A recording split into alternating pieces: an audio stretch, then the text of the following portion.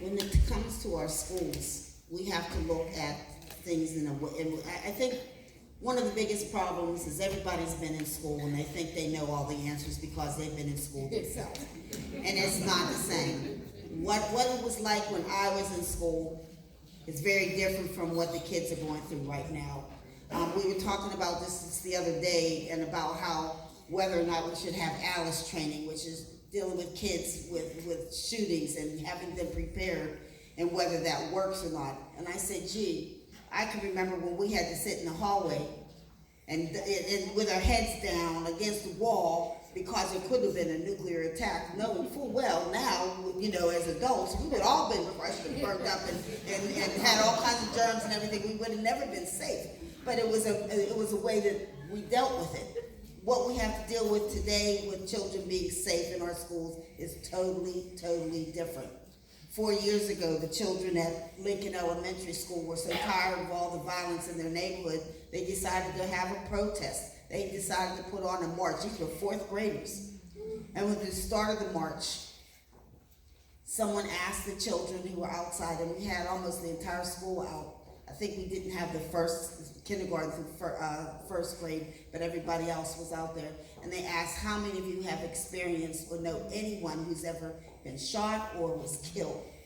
75% of the hands went up.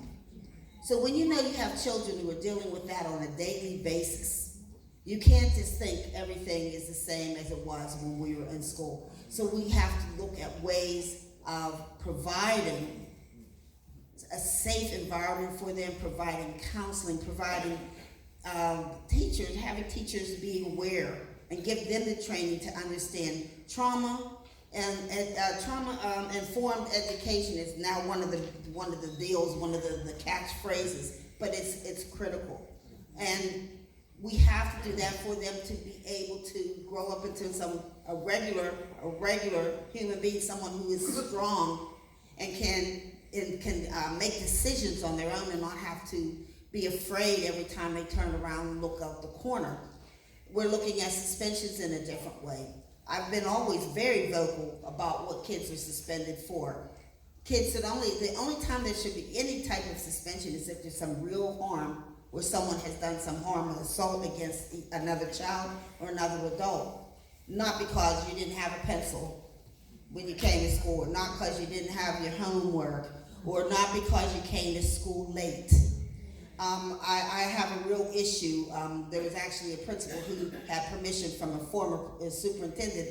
When kids came to school late, they weren't allowed in. And I said, as a teacher, I used to tell my kids, please, come, I don't care how late you are, be here. I don't want you to miss, and you may miss a little bit, but I want you to be here.